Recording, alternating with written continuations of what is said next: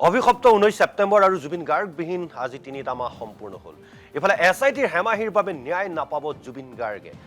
SITৰ কাণ্ডক লৈ বিস্ফোৰণ TMCৰ নেতা দুলু আহমেদৰ। চাৰ্জশ্বিট সন্দৰ্ভতো SITয়ে অৱগত কৰা নাই ছিংগাপুৰ আৰক্ষীক বুলি মন্তব্য কৰিছে তৃণমূল কংগ্ৰেছৰ নেতা দুলু আহমেদে। SITৰ হেমাহিৰ বাবে ন্যায় নাপাব জুবিন গাৰ্গে।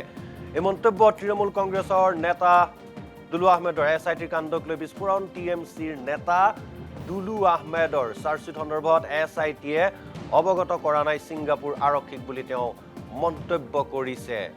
ছিংগাপুৰ আৰক্ষীক অৱগত কৰা নাই বুলি মন্তব্য কৰিছে। ছিংগাপুৰৰ প্ৰৱাসী অসমীয়াক ৰক্ষণাবেক্ষণ দিবলৈ SITৰ এই কাৰ্য বুলি মন্তব্য কৰিছে দুলু আহমেদে। SITৰ এনে কাৰ্যৰ বাবে হাৰি যাব প্ৰকৃত দোষী বুলিও মন্তব্য কৰিছে দুলু আহমেদে।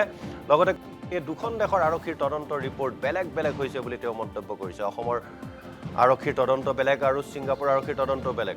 আৰু দুখন দেশৰ তদন্তৰ বেলেগ বেলেগ হ'লে ক'ত ন্যায় পাব জুবিন গাৰ্গে বুলিও মন্তব্য কৰিছে দুলু আহমেদে। লগতে কৈছে যে SITৰ হেমাহিৰ বাবে ন্যায় নাপাব জুবিন গাৰ্গে। এই মন্তব্য কৰিছে দুলু আহমেদে। SITৰ কাণ্ডক লৈ বিস্ফোৰণ তৃণমূল কংগ্ৰেছৰ নেতা দুলু আহমেদৰ। তেওঁ কৈছে যে SITৰ চাৰ্জশ্বিট সন্দৰ্ভত SITয়ে অৱগত কৰা নাই ছিংগাপুৰ আৰক্ষীক। অসম আৰক্ষী অৰ্থাৎ স্পেচিয়েল ইনভেষ্টিগেশ্যন টীমে ছিংগাপুৰ আৰক্ষীক কোনো কথা অৱগত কৰা নাই আৰু ছিংগাপুৰৰ প্ৰৱাসী অসমীয়াক ৰক্ষণাবেক্ষণ দিবলৈ SITয়ে চৰকাৰ গঠন কৰি দিয়া SITয়ে কাৰ্য কৰিছে বুলি তেওঁ অভিযোগ আনিছে। SITৰ এনে কাৰ্যৰ বাবে হাৰি যাব প্ৰকৃত দোষী বুলি মন্তব্য কৰিছে দুলু আহমেদে। সেই দুখন দেশৰ আৰক্ষীৰ তদন্তৰ ৰিপৰ্ট বেলেগ বেলেগ হৈছে বুলি মন্তব্য কৰিছে দুলু আহমেদে। তেওঁৰ যি মন্তব্য সেই মন্তব্য আছে, আমি মন্তব্য আগবঢ়াম। কিন্তু এই মুহূৰ্তত জনাইছোঁ এটা গুৰুত্বপূৰ্ণ খবৰ। SITৰ ৰিপৰ্টক লৈ এতিয়া এইদৰে সুচ্চাৰ হৈ পৰিছে অসম তৃণমূল কংগ্ৰেছৰ নেতা দুলু আহমেদ।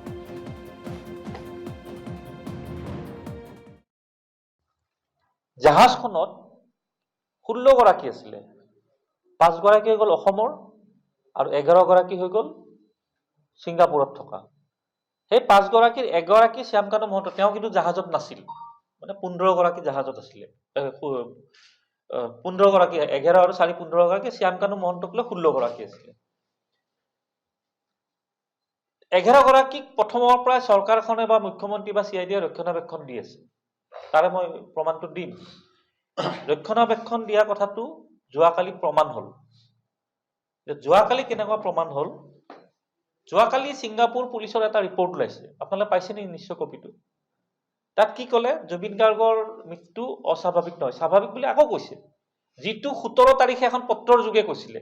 মই 15 অক্টোবৰত গোচৰ দিছিলোঁ। 17 তাৰিখে ছিংগাপুৰ পুলিচে এখন ৰিপৰ্ট দিছিলে যে জুবিন গাৰ্গৰ মৃত্যু কোনো ৰহস্য নাই। তথাপিও যিহেতু বিতৰ্কটো বাঢ়িছে, আমি এটা 3 মাহৰ সময় লৈছোঁ। মানে জানুৱাৰীৰ 17 তাৰিখলৈ 3 মাহ সময় লৈছিলে। এতিয়া জানুৱাৰীটো পৰাই নাই। কালি হৈ একেটা কথা ক'লে যে জুবিন গাৰ্গৰ মৃত্যুত কোনো ৰহস্য নাই, স্বাভাৱিক মৃত্যু, অস্বাভাৱিক নহয় বুলি কৈছে। কিন্তু তদন্ত চলি আছে এই পৰ্যন্ত। ছিংগাপুৰৰ আৰক্ষী ৰিপৰ্টত এটা কথা স্পষ্টকৈ লিখা আছে, তেখেতসকলে গম পাইছে ভাৰতৰ সংবাদ মাধ্যমৰ জৰিয়তে। কোনো SIT, CID বা অসম চৰকাৰে দিয়া নাই। আপোনালোকে পাইছে নাই সেই কপিটো? 7 দিন পিছত, মানে 12 তাৰিখে চাৰ্জশ্বিট দাখিল হ'ল। ছিংগাপুৰ পুলিচে 18 তাৰিখে ৰিপৰ্ট দিছে যে এই হত্যাত 4 জনৰ নাম আহিছে চাৰ্জশ্বিটত। এইটো মই নেশ্যনেল চেনেলৰ কথা কৈছোঁ। ছিংগাপুৰ আৰক্ষীৰ যিটো কথাখিনি নেশ্যনেল চেনেলত প্ৰকাশ পাইছে, তাত স্পষ্টকৈ কৈছে যে ভাৰতৰ সাংবাদিকৰ মানে সংবাদ মাধ্যমৰ জৰিয়তে তেখেতসকলে চাৰ্জশ্বিটৰ কথা গম পাইছে। তাৰমানে অসম চৰকাৰ, অসম পুলিচ বা CID বা মুখ্যমন্ত্ৰী আজিলৈ এই যে চাৰ্জশ্বিট দাখিল কৰিলে তাৰ বিষয়ে জনোৱাই নাই। এইকাৰণে জনোৱা নাই যে সেই 11 গৰাকীক সম্পূৰ্ণ সুৰক্ষা দিব বিচাৰিছে মুখ্যমন্ত্ৰী আৰু চৰকাৰখনে আৰু CID বিভাগ। CIDটো মই বাদে দিলোঁ বাৰু, কাৰণ CIDটো কোনে পৰিচালনা কৰি আছে, SIT কোনে গঠন কৰিছে, এইবিলাক আমি দেখি আহিছোঁ। এইটো এটা খুব গুৰুত্বপূৰ্ণ কথা যে 7 দিন হৈ গ'ল আজিলৈ অসম চৰকাৰে ছিংগাপুৰ আৰক্ষীক জনোৱা নাই যে আপোনালোকে যি 16 গৰাকীক তদন্ত কৰি এৰি দিছিলে, মানে জুবিন গাৰ্গৰ যিদিনা মৃত্যু হৈছিলে সেইদিনাখন এই 16 গৰাকীক ছিংগাপুৰ পুলিচে জেৰা কৰিছিলে।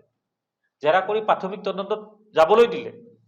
যাবলৈ দিয়াৰ পিছত এতিয়া যেতিয়া তাৰে 5 গৰাকী হত্যাকাৰী ওলাল, চৰকাৰখনৰ দায়িত্ব আছিল যে 5 গৰাকী অসমত থকা ওলাইছে, 11 গৰাকী এতিয়াও ছিংগাপুৰত আছে, যে আপোনালোকে এটা অফিচিয়েল নোটটো যাব লাগিছিলে।